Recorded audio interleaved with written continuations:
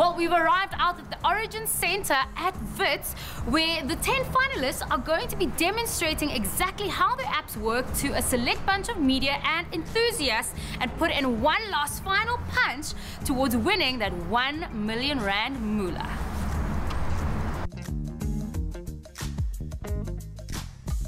Right, I'm with Percy Lawrence, who is the software developer for an app called Move This Stuff. Sounds interesting. I want to know more.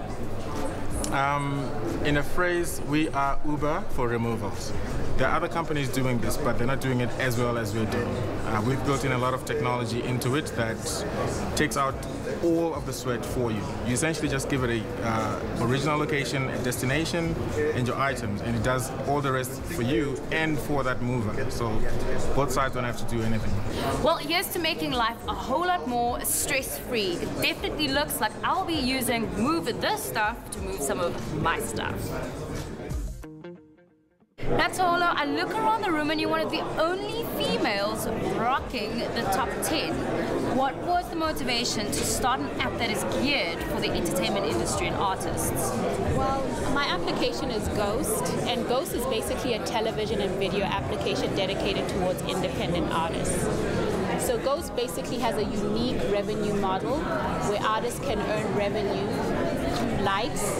So viewers can put $1 like or $2 likes behind an artist instead of getting a free like on other platforms. Wow. They can also earn revenue through brands. So we've partnered with brands where, for example, if the artist has a lot of followers, then the brand would want to put that product with the artist as well. Well, Taholo, we at Edge wish you all the best, and I'm sure that this is going to be a hot favorite in the entertainment industry. All right. Thanks, then. After the break, we meet more of the finalists and we see which startup walked away with first prize in HackJozi 2015.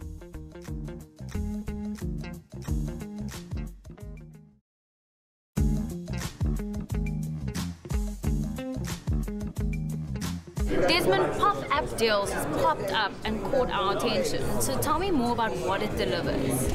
Okay, so the solution is all about enabling retail brands to deliver coupons and vouchers in township.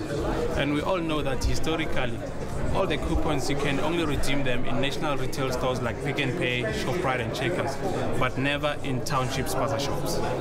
So life after this platform for you, Desmond, yes. Anything that we can really look forward to seeing as well?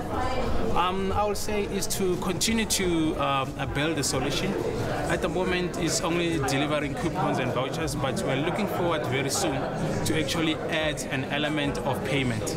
We already made contacts here for people who want to sell vouchers in spaza shops. So it meaning that a spaza shop owner will be able to sell a voucher to a customer from the phone.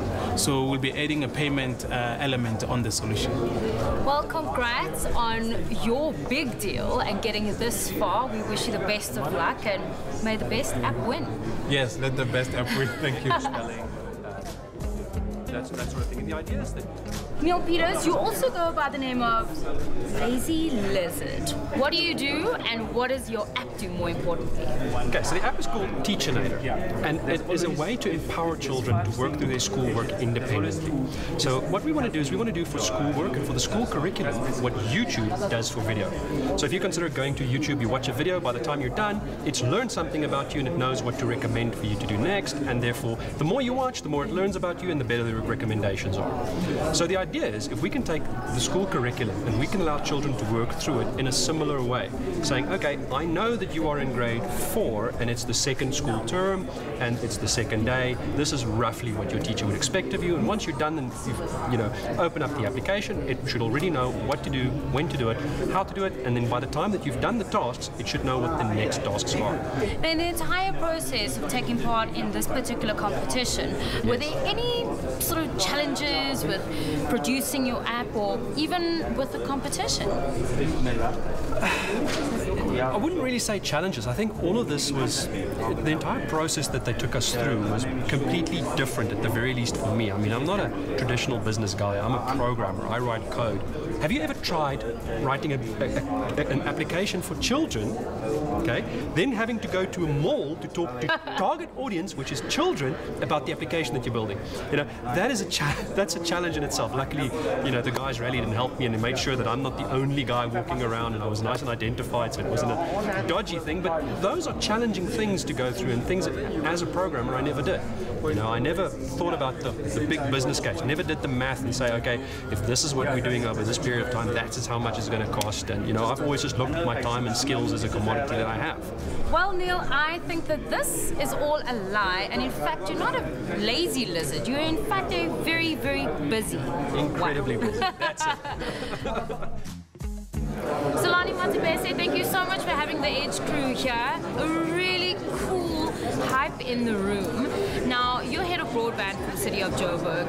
Tell me why it was so important for you guys to collab on this project. We want the next Dropbox, we want the next Twitter, we want the next Airbnb to come out of Joburg.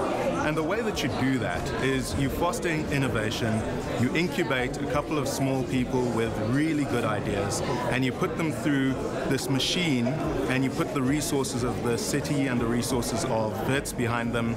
You introduce them to investors, which is what this event is, and the next thing you know, they've got traction, and they're the next big thing.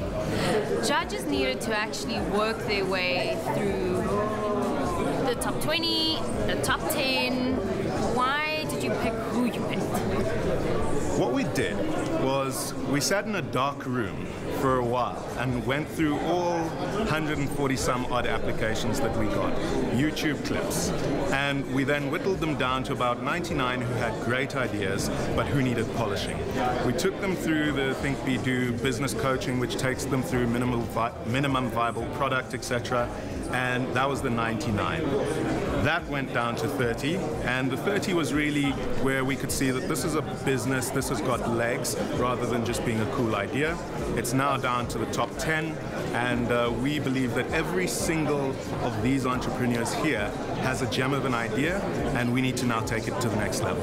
And as you're the head of broadband, I mean, we know these apps wouldn't really be possible without it. So, any exciting news or things that we can expect from the future of broadband in South Africa? Yes, there's some very exciting news, but I'm not going to tell you now. Oh man, it's a wait for it moment. Watch this space. Okay, great. Well, thanks. We'll definitely be watching this space, and thank you so, so much. May the forces be with you in terms of having to pick the winner. Yikes. Thank you. Ladies and gentlemen, through the HackJozi challenge, we are building confidence in our entrepreneurs, creating opportunities for them, improving their lives, and giving them a foothold in the economy that we trust they will seize with energy and imagination.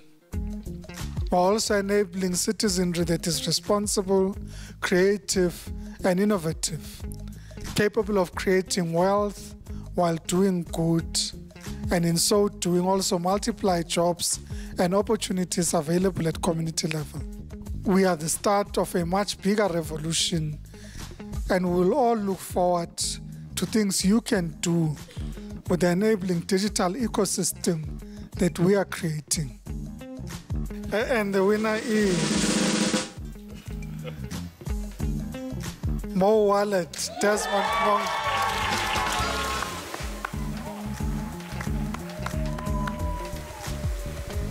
I'm very proud of the product because it talks to the basic pyramid of our communities, and it will accelerate very fast because we now have the funds, and the communities will start enjoying the benefit of having the solution in no time.